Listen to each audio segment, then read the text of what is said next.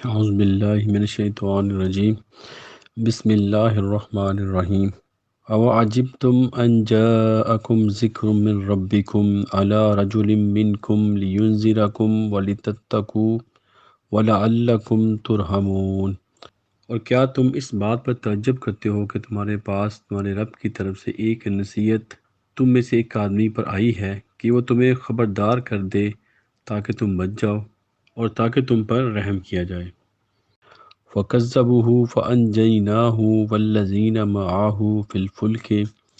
وَأَغْرَقْنَا الَّذِينَ كَذَّبُوا بِآيَاتِنَا إِنَّهُمْ كَانُوا قَوْمًا عَمِينَ۔ پھر انہوں نے اسے جھٹلا دیا تو ہم نے اس کو ایک کشتی میں نجات دی اور ان لوگوں کو جو اس کے ساتھ تھے اور جنہوں نے ہماری آیات کو جھٹلایا ان کو ہم نے ڈبو دیا، یقیناً وہ اندھے لوگ تھے۔ آج ہم نے سورۃ الاعراف کی آیت نمبر 63 اور 64 کی تلاوت کی اور اس کا ترجمہ آپ نے سنا۔ اس سے پہلے ہم آیت نمبر 62 تک پہنچے تھے جو کہ حضرت نوح علیہ السلام کا قصہ چلا آ رہا ہے، جس میں کہ ہم نے پڑھا کہ حضرت نوح علیہ السلام کی قوم میں جو طبقاتی تقسیم تھی وہ عروج پہ تھی، اور جو ہائیسٹ طبقہ تھا جو کہ پیسہ جن کے پاس بہت تھا اور ان کے جو برتن فل تھے، بھرے ہوئے تھے، ان کے گھر میں رزق بہت زیادہ تھا، وہ لوگ جو دوسرے لوگ تھے ان کے مقابلے میں ان کو وہ گمراہ تصور کرتے تھے، جو کہ وہ کام کرتے تھے اور وہ کہہ لو کہ لیبر ٹائپ لوگ تھے، ان کو یہ لوگ کہتے تھے کہ یہ گمراہ لوگ ہیں۔ یعنی کہ جب حضرت نوح علیہ السلام نے اللہ کا پیغام ان کو دیا تو انہوں نے الٹا ان کو کہا کہ جو آپ کے ساتھ ہیں یہ لوگ جو ذلیل لوگ ہیں اور یہ ہمارے نیچے ہیں، ہمارے انڈر کام کرتے ہیں، یا کہہ لیں کہ ہمارے متحت ہیں، ہم ان کو کیسے ان کی ہم کیسے بات مان لیں کہ یہ لوگ حق پہ ہیں۔ تو وہ جب ان کو جو اپنی جو رزق کی فراوانی اور جو ان کے پاس آسائشات زندگی تھی وہ جب ان کو بتاتے تھے کہ یہ دیکھو ہمارے پاس کتنی اللہ تعالیٰ کی نعمتیں ہیں، اللہ تعالیٰ نے کتنا ہمیں نوازا ہے، تو ہم کیسے گمراہ ہو سکتے ہیں، تو الٹا وہ ان کو ہی کہتے تھے کہ آپ لوگ گمراہ ہو۔ تو حضرت نور اسلام نے کہا کہ نہیں، ہم لوگ گمراہ نہیں ہیں بلکہ تم ہی گمراہ ہو۔ تو یہ جو تقسیم تھی، یہ دیکھیں آج تک جو تقسیم چلی آ رہی ہے، یہ جو عزت کا جو معیار ہے وہ دولت ٹھہری،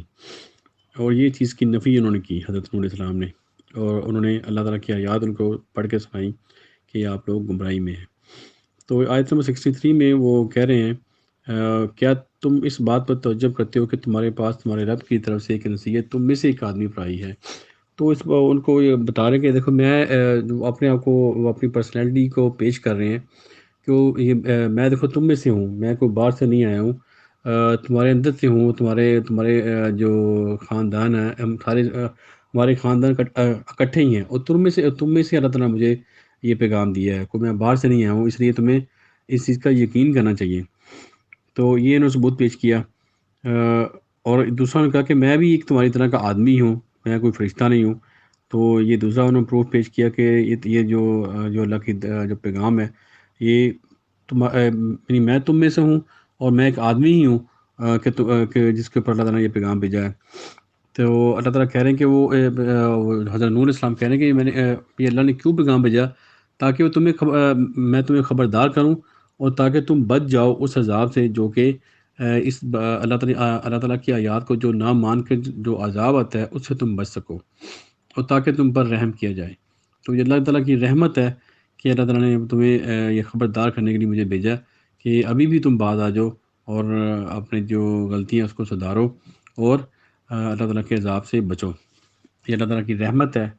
کہ جو ہمیں اتنا ٹائم ملتا ہے کہ ہمیں جب تک ہمارے پاس زندگی ہے ہم اپنے آپ کو صحیح راستے پہ لے کے آ سکتے ہیں۔ تو آیت نمبر 64 میں پھر انہوں نے اس کو جھٹلا دیا، انہوں نے حضرت نوح علیہ السلام کا جو پیغام تھا ان کو نہیں مانا۔ حضرت نوح علیہ السلام 950 سال تک ان کو تبلیغ کرتے رہے، اور لیکن انہوں نے ان کی بات کو نہیں مانا اور ان کو کنٹینیو جتلاتے رہے، ان کو کنٹینیو جتلایا، اور بہت چند لوگ تھے جو حضرت نوح علیہ السلام کے ساتھ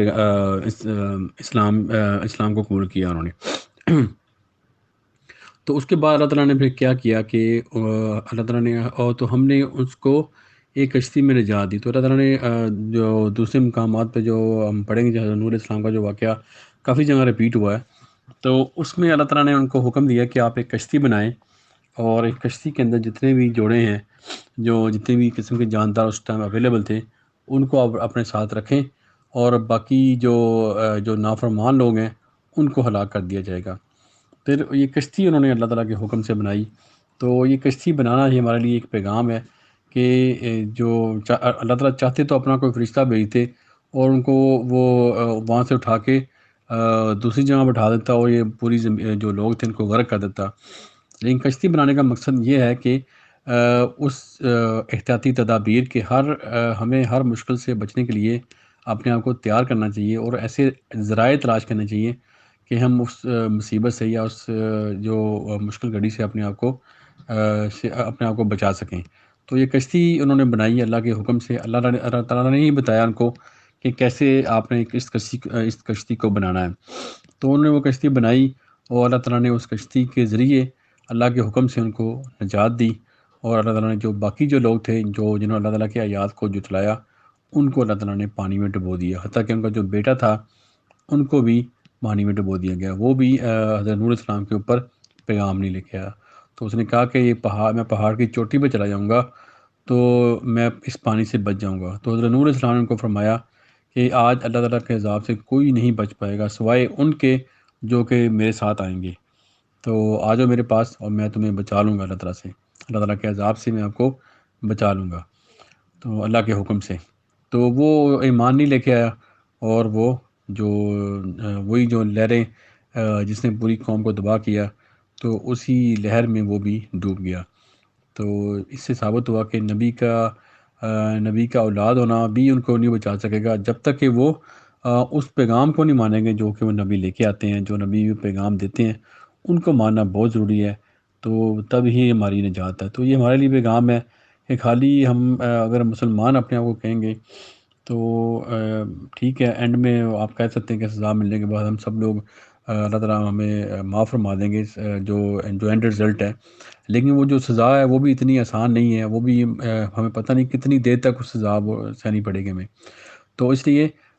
ضروری ہے کہ جو پیغام ہے اللہ تعالیٰ کا، جو کہ قرآن ہے، ان کو ماننا اور اس پہ عمل کرنا بہت ضروری ہے۔ خالی ہم اپنے آپ کو مسلمان کہہ دینے سے نجات نہیں ہے، جب تک کہ ہم اس کو عمل نہیں کریں گے، جیسا کہ ہمارے نبی پاک صلی اللہ علیہ وسلم نے پورے عمل کر کے دکھایا انہوں نے،